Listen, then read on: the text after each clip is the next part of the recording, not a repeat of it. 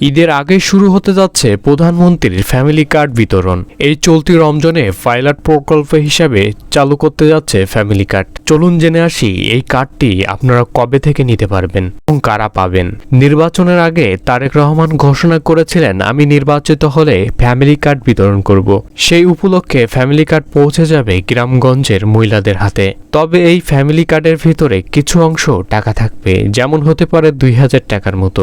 এটা নিয়ে মূলত সরকার মহলে মিটিং করা হয়েছে।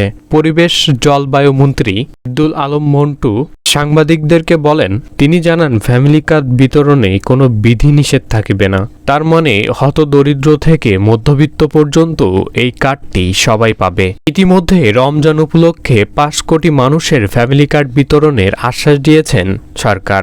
এই ফ্যামিলি কার্ডটা চালু হলে আপনারা ইউনিয়ন পরিষদে যে আপনার আইডি কার্ড এবং সকল তথ্য জমা দিয়ে কিন্তু ফ্যামিলি কার্ডটা নিতে পারবেন। তো এই ছিল ফ্যামিলি কার্ড সম্পর্কে জানানোর ভিডিওটি। ভালো লাগলে আপনাদের বন্ধুদের সাথে শেয়ার করতে ভুলবেন না।